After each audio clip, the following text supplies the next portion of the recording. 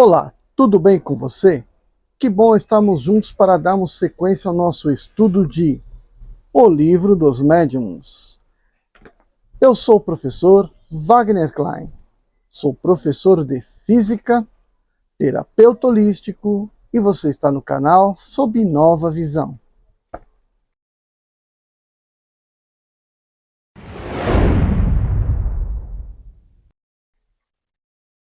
Hoje, dando sequência ao capítulo 26, a gente vai para o item Perguntas sobre a Saúde.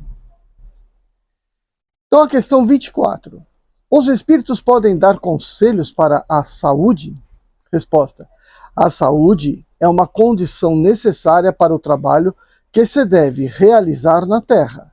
Por isso, dela se ocupam com toda boa vontade, mas como há entre eles ignorantes e sábios, não convém, mais por isso do que por outra coisa, dirigir-se ao primeiro que chega.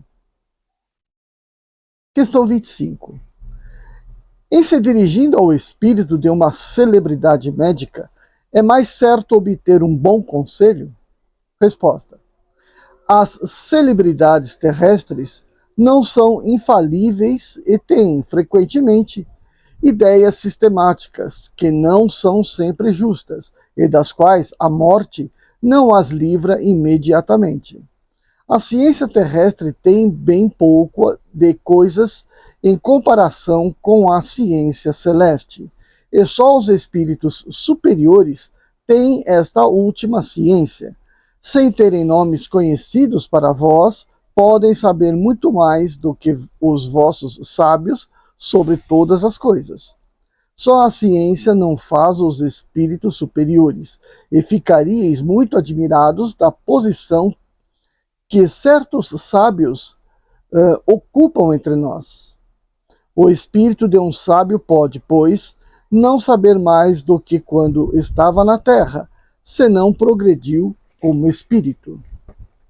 Então, curioso, né? Então, está dizendo aqui que o espírito pode ter sido um sábio na medicina aqui, mas veja bem que isso aqui é época de Kardec, então 1900, ó, século XIX, né? 1800 e tarará. Então, veja, àquela época a medicina era muito atrasada, né, em relação a hoje, né? Então, talvez os médicos hoje estariam um pouco melhores, né, depois de desencarnados, entre os médicos lá do mundo espiritual. Mas aqui está dizendo sobre os médicos deles lá, né? Então, supondo que os médicos lá no mundo espiritual já tivessem um certo conhecimento da medicina moderna de hoje aqui na Terra, é óbvio que o médico do século XIX estava totalmente desajustado ainda, né?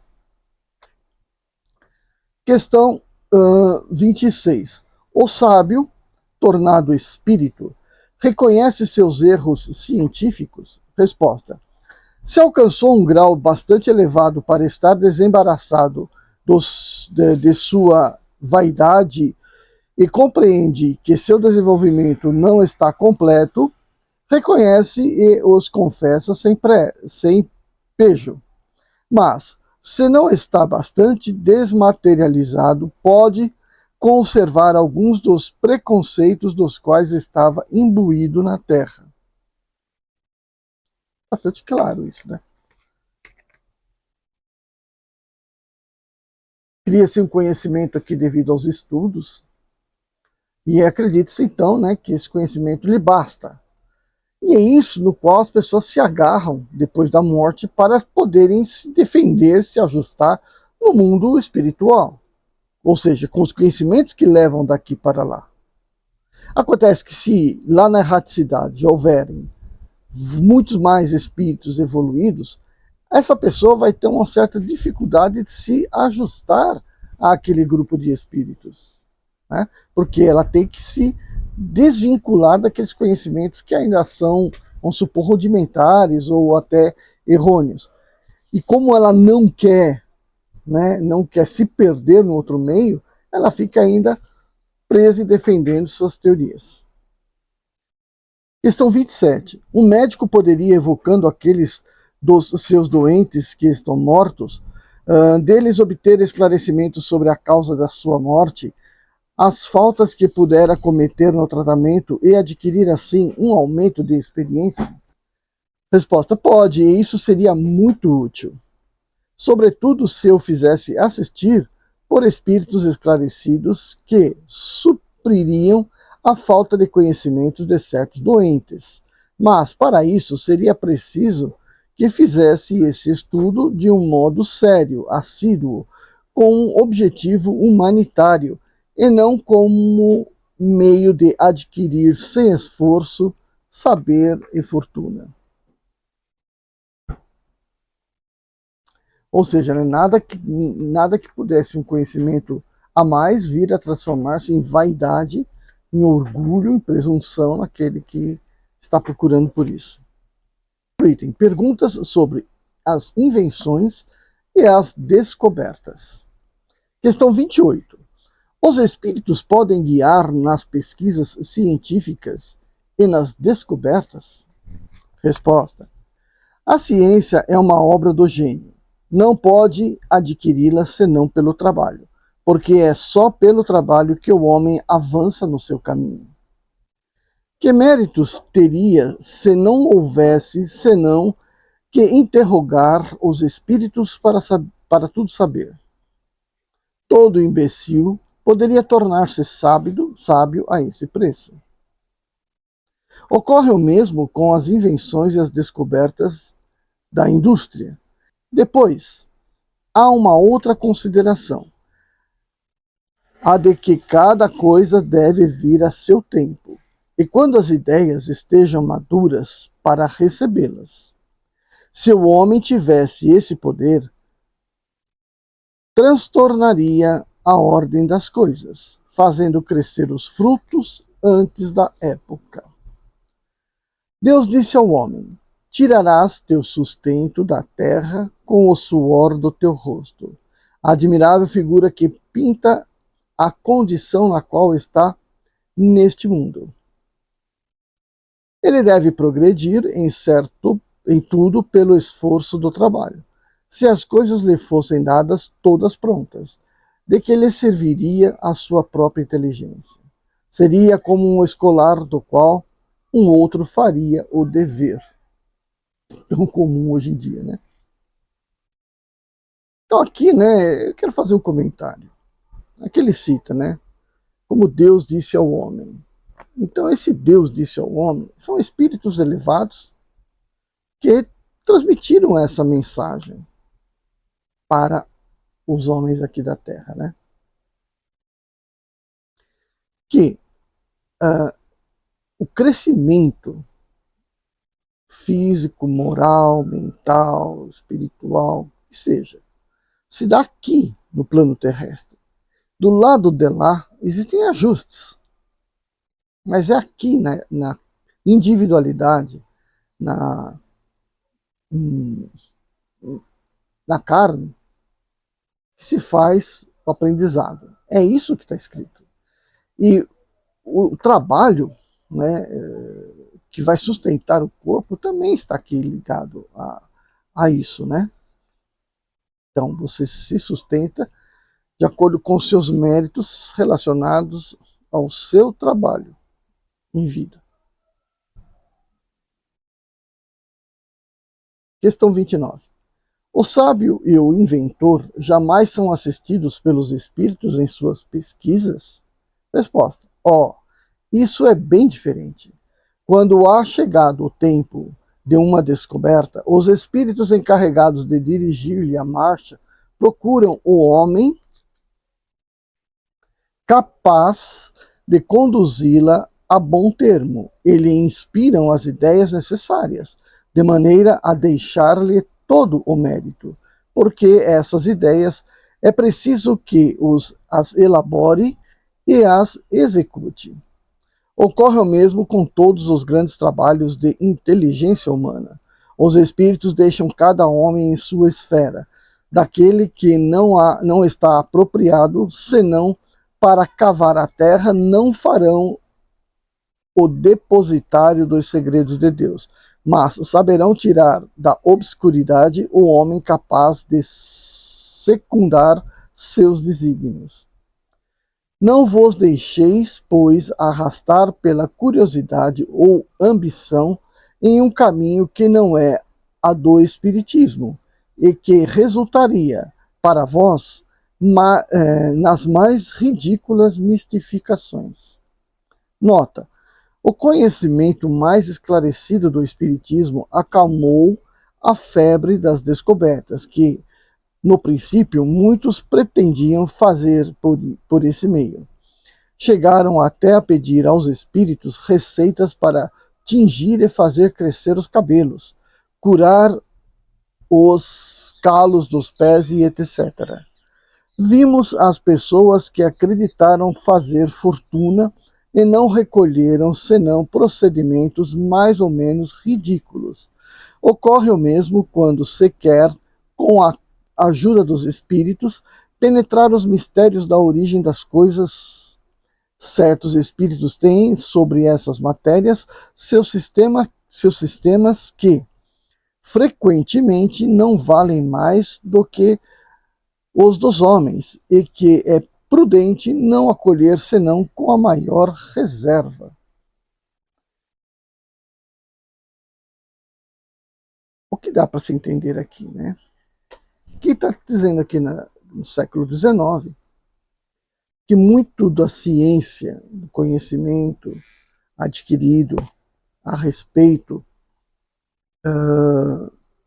do funcionamento da natureza, vamos dizer assim, da química da natureza, dos elementos, ainda era bastante rudimentar, e do lado de lá não estava muito diferente. É um processo de crescimento.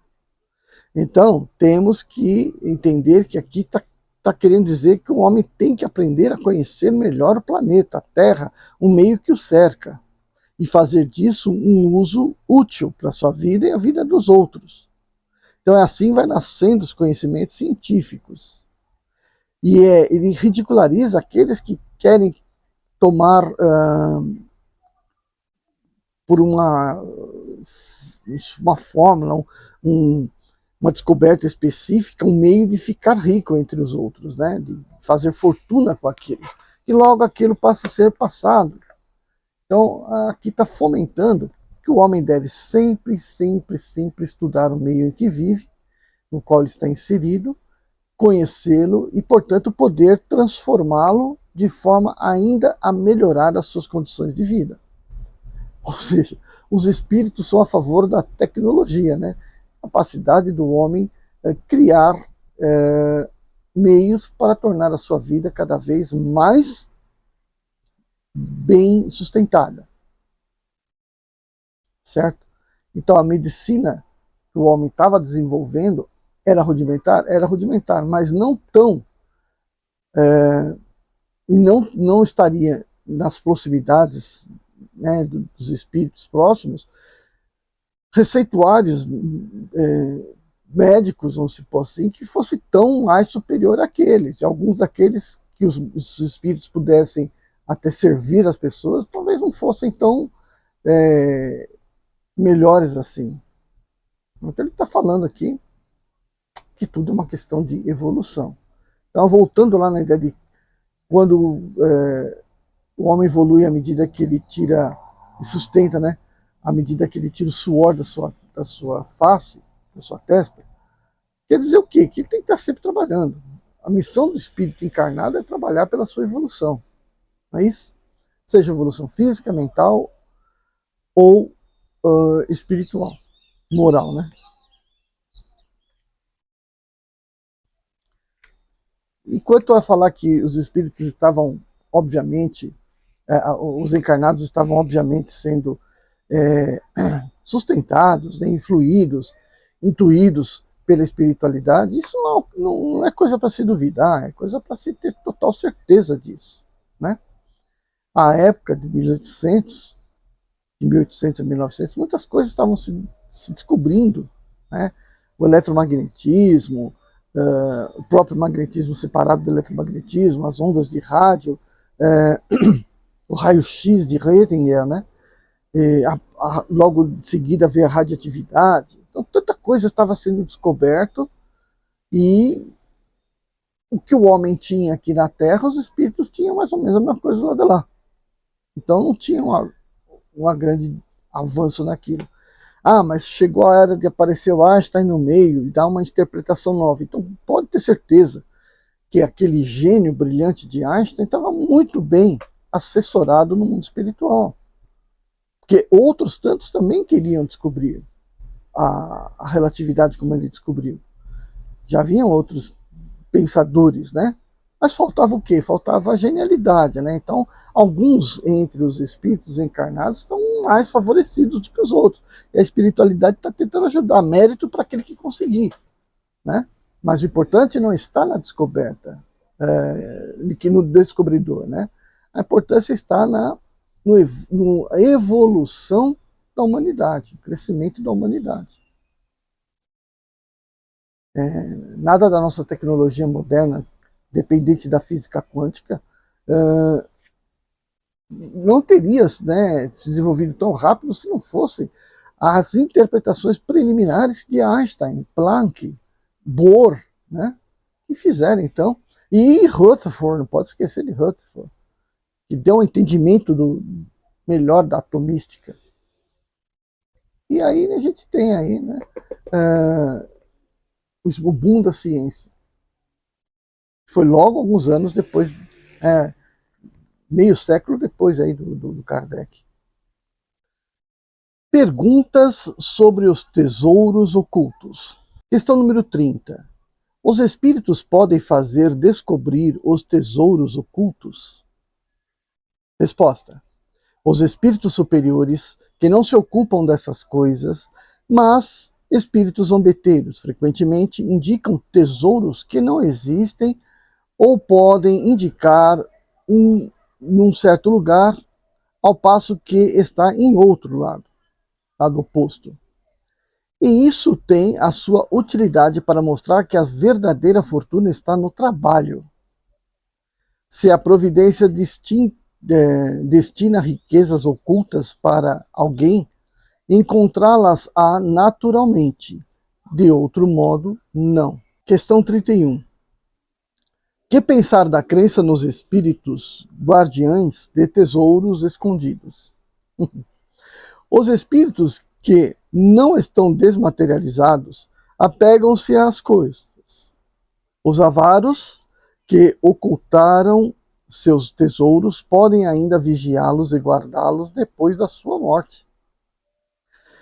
E a perplexidade em que estão de vê-los ser arrebatados é um dos seus castigos, até que eles compreendam a inutilidade para eles.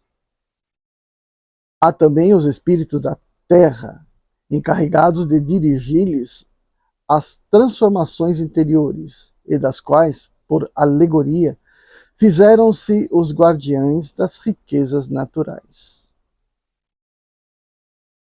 Nota. A questão dos tesouros ocultos está na mesma categoria das heranças desconhecidas. Bem louco seria aquele que levasse em conta as pretendidas revelações que podem lhes ser feitas pelos brincalhões do mundo invisível.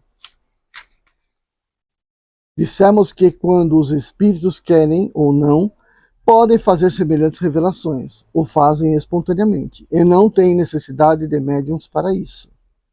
Eis um exemplo. Uma dama vinha de perder seu marido depois de 30 anos de convivência e se encontrava a ponto de ser expulsa do seu domicílio, sem nenhum recurso, por seus enteados, para os quais havia tido lugar de mãe.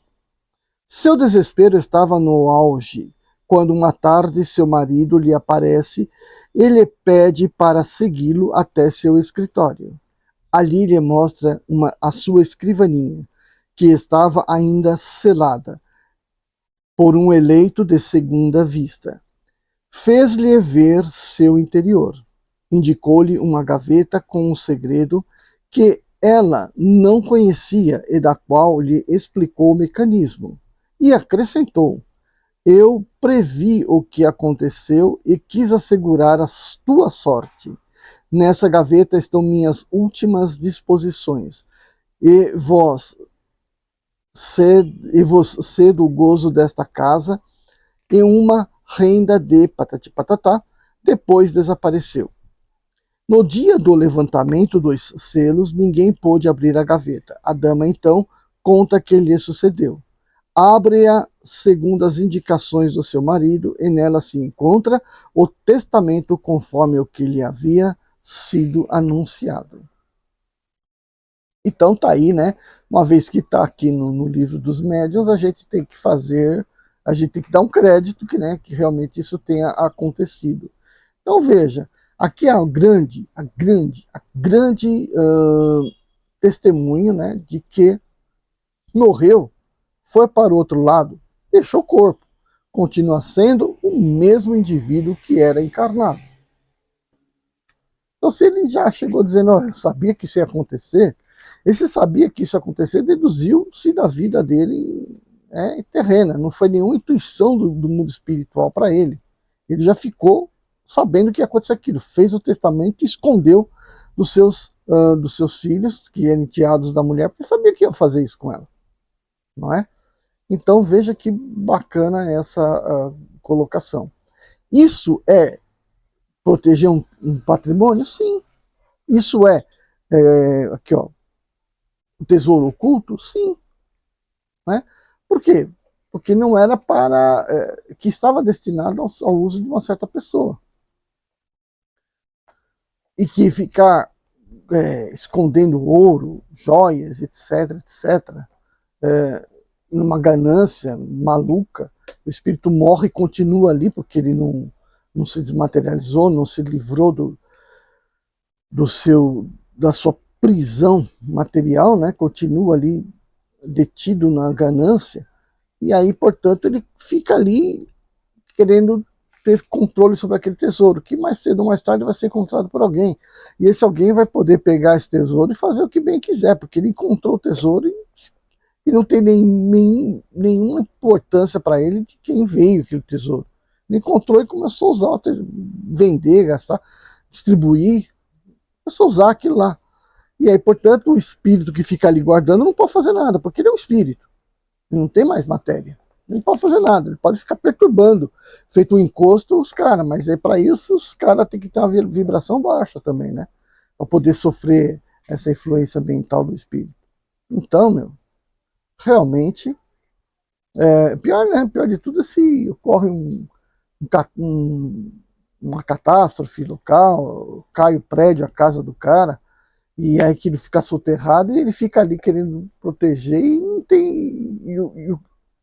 E o tesouro dele não tem acesso, né? Ninguém tem acesso mais àquilo porque está soterrado. E o espírito fica ali séculos. Por isso, tem que se fazer o quê? Uma limpeza na sua cabeça, né? A gente tem que limpar nossas emoções. Morrendo, daqui não se leva nada a não ser conhecimento. Né? Nossa evolução moral, nossa evolução sentimental. Né? É isso que a gente leva daqui. Nossas culpas? Provavelmente, mas elas deverão ser retrabalhadas, né?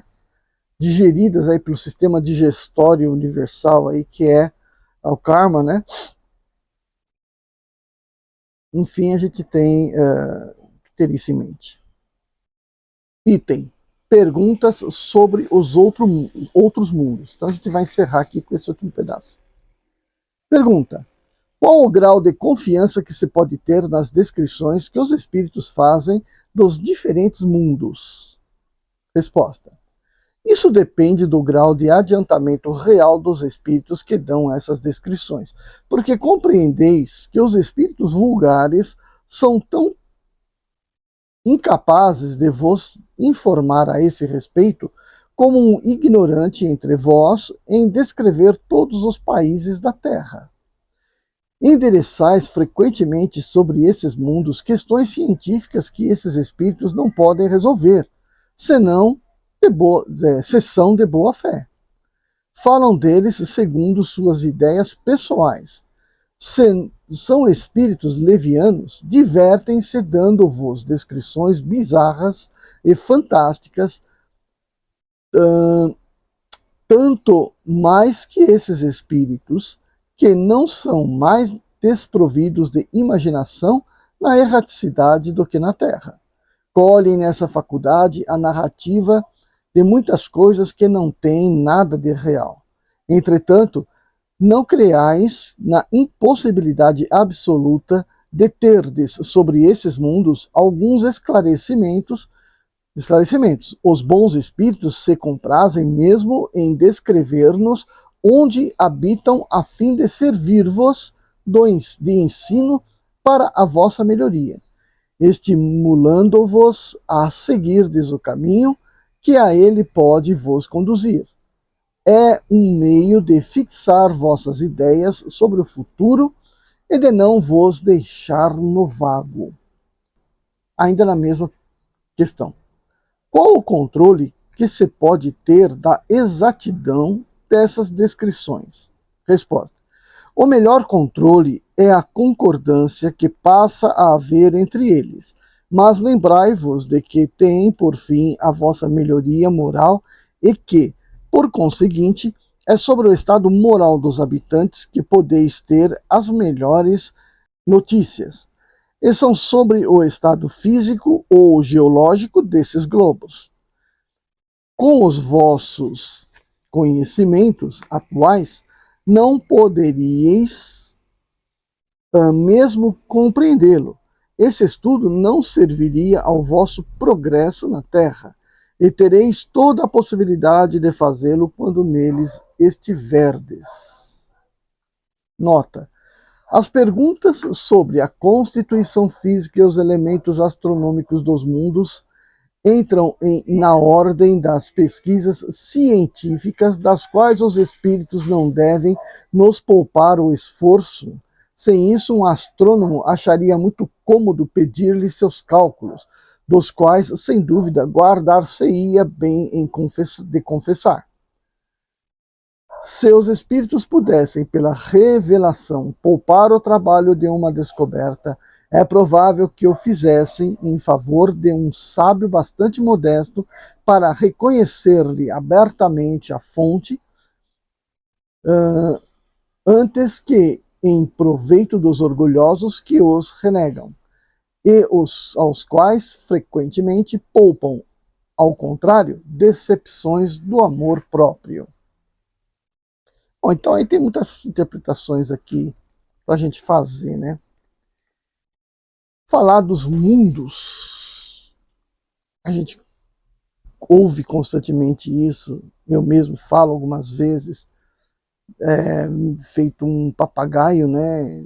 Que a gente escuta, a gente vai achar razoável e repassar, como por exemplo, a transporte dos terrenos que não participam da evolução do planeta para um outro planeta primitivo. A gente não tem localização desse planeta primitivo, mas a mensagem mais geral recebida é essa, né?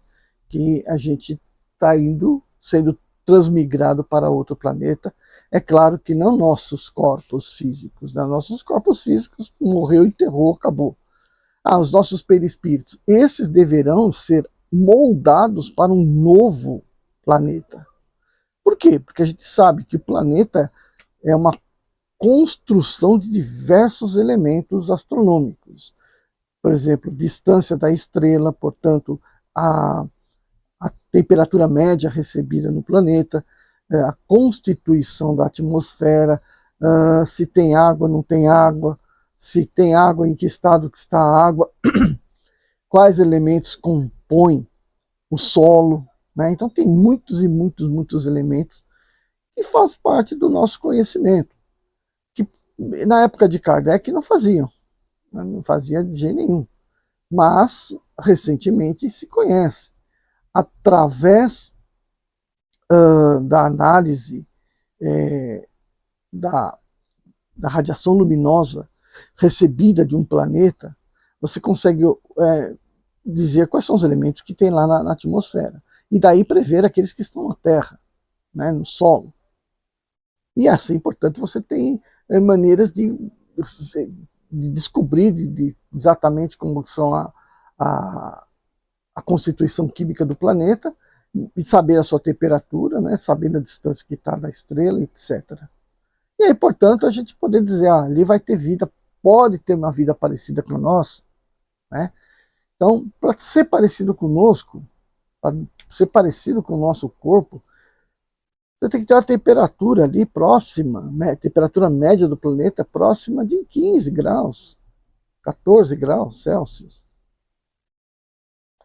Tem que ter presença de água, tem que ter presença de oxigênio, tem que ter presença de nitrogênio. Ah, mas a gente não respira o nitrogênio. Não respira o nitrogênio, mas o nitrogênio faz parte do controle da pressão sanguínea, que é importantíssimo. Então tem que ter nitrogênio lá. Ah, e gás carbônico? Bom, gás carbônico tem que ter, porque o gás carbônico faz parte do metabolismo do carbono na natureza, que vai fazer não estar somente na atmosfera, mas vai estar dissolvido na água ou ingressando na terra e, portanto, fazendo parte da vegetação. Então tem que ter vegetação, né? Tem que ter algum tipo de alimento. Então como é que vai ter uma vida do outro lado? Então são muitos elementos que vai dizer se lá pode ter uma vida igual a nossa aqui da Terra, né? Então não é só dizer, vai transmigrar para aquele planeta lá. Mas o que é aquele planeta? Ele está a uma distância muito grande da estrela. Portanto, já começa a mostrar que ali já não vai ser possível, né, ter seres como nós. Mas o espírito vai poder encarnar lá, vai poder existir lá? Então, poderá existir. Até onde a gente entendeu, vai poder existir. Só que o perispírito que liga esse espírito à matéria não vai ser igual ao nosso. Então, para que esse espírito possa existir lá, vai ter que ter uma adaptação do seu perispírito. Mesmo que fosse aqui no nosso sistema solar, né? Não está aqui, mas vai estar em Marte. Bom, mas Marte não tem condições de ter vida que nem nós. Não tem. Então lá, se existir algum tipo de vida, vai ser bem diferente da nossa. Né? Da nossa vida terrestre. E assim vai indo. Então, às medidas que o homem foi descobrindo essas particularidades, vai se tornando cada vez mais difícil encontrar um planeta que o homem possa entrar lá e, estamos aqui, vamos viver aqui mesmo do jeitinho que temos na Terra, né? Isso torna-se quase que impossível. Mas, a partir do pressuposto que o espírito não precisa animar especificamente só esse tipo de matéria, então, beleza, poderá existir lá numa forma diferente. E aí, como é que vai se manifestar a inteligência lá, né? Então já é outra história.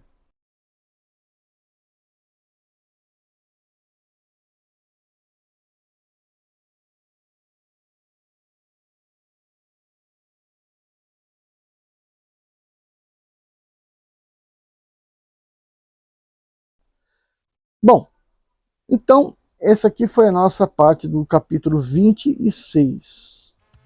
Se você gostou, deixa seu like, se inscreve no canal e eu vejo você no nosso próximo vídeo. Tchau, tchau.